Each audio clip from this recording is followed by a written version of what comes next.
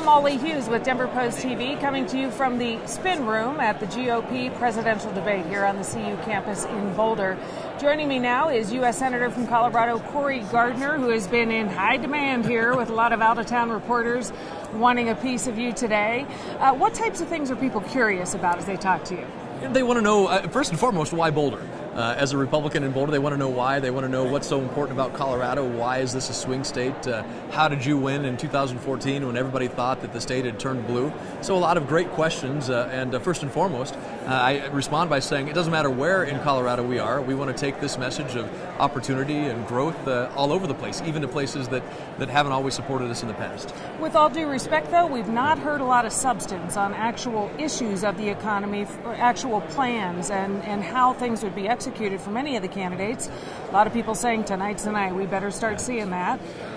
What do you think, though, with Trump now not being in the lead? Will that derail any hope for that? So I think tonight is really our first opportunity to start getting into the policy, and that's what I'm encouraging the candidates to do tonight. We've seen a lot of the previous debates driven by personality and driven by politics. Tonight, I hope that they get specific into the policies, and I think that will help people. I don't think that's anything that people should be afraid of. I think that's going to help.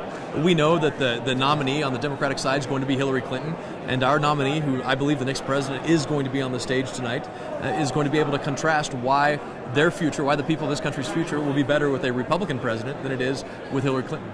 And what about the constituents and the people of Colorado? Have you heard anything in terms of whether they are getting what they need out of the debates to this point? I think the sheer fact that you had 25 million people watching the first debate shows how interested people are. And it doesn't matter where I am, if I'm in Haxton, Colorado or Durango, Colorado, people are always talking about this candidate or that candidate, or why they like Bernie Sanders, or why they dislike Hillary Clinton, or why they like Mike Huckabee, why they like Marco Rubio. So I think that this really does give Colorado a special opportunity to feel closer to the candidates and the possible nominee. I hope they hit some specific Western issues tonight.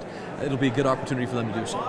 And what are your thoughts in terms of what has happened to this point on the debates with so much personality-driven, bombastic, almost bullying, some people would say?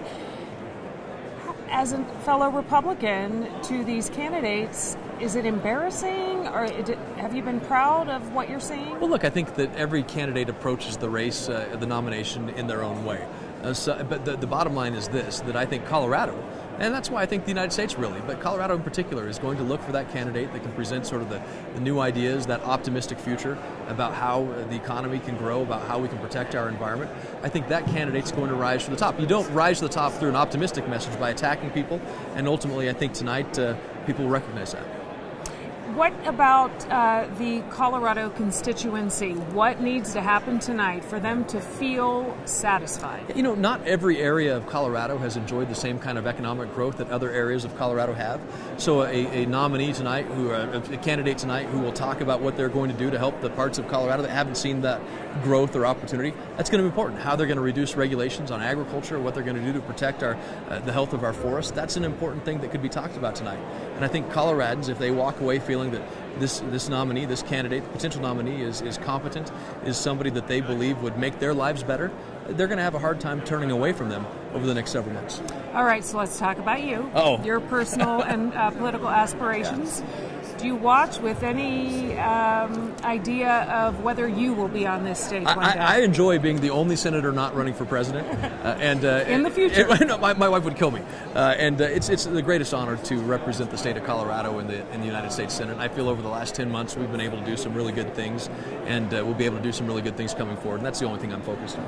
All right, yeah, Senator Gardner, thank you so much for your time today. Well, I'm glad you're here, and glad we got everybody else to Colorado. Yes. All right, so that'll do it with U.S. Senator Cory Gardner joining us here on DPTV as we lead up to the GOP presidential debate here from CU Boulder.